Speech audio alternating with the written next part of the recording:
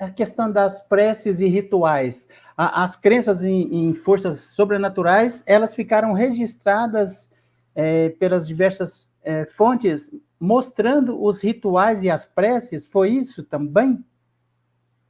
Também, isso é bem interessante, porque a gente tem algumas imagens desses rituais. A ideia tinha uma questão, acho que talvez anterior, assim, que eles acreditavam no poder dos gestos e da palavra.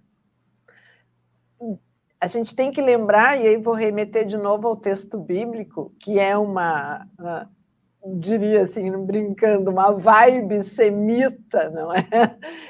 Dentro dessa tradição semita de que a palavra é criadora, o verbo é criador, é o termo usado lá no texto bíblico, né? Então, a hora que tu fala alguma coisa, que tu enuncia, tu cria.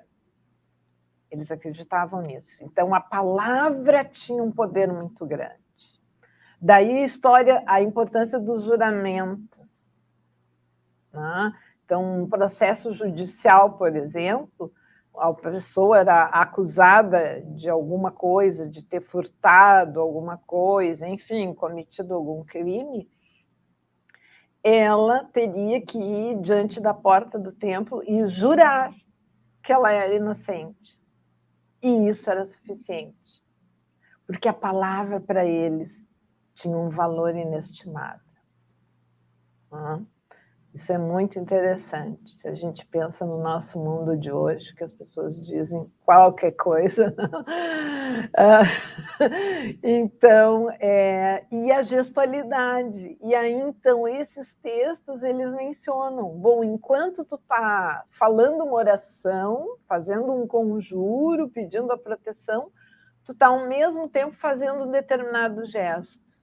Tipo, derramando um óleo, ou se purificando, ou queimando alguma coisa, um incenso. Né? Então, isso estava associado. Assim. Kátia, no seu capítulo eu vi uma informação que eu já tinha visto em outros lugares, acerca dos rituais, das preces. Eu pensava que era meio que generalizado, mas não, eles eram feitos só por especialistas. Sim. Ali a gente tem, né? Eles inventaram a divisão social do trabalho, né? E a gente tem especialistas para tudo. E esses que a gente pode chamar de exorcistas, magos, feiticeiros, digamos, a gente tem, é como se fosse uma moeda com duas faces. De um lado, a gente pode chamá-los de médicos e de outro de feiticeiros, porque era o mesmo profissional que ele podia exercer atividades tanto para um lado quanto para o outro.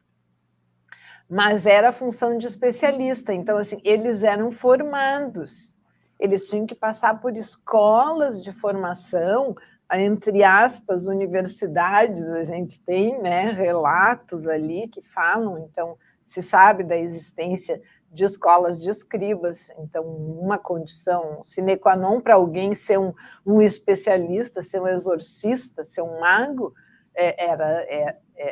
era ser letrado, né? Então, tinha que conseguir fazer toda uma formação. E uma coisa bem legal, a gente tem alguns documentos em argila que eram livros didáticos que ensinavam eles assim como ler, por exemplo, os sinais num fígado de ovelha.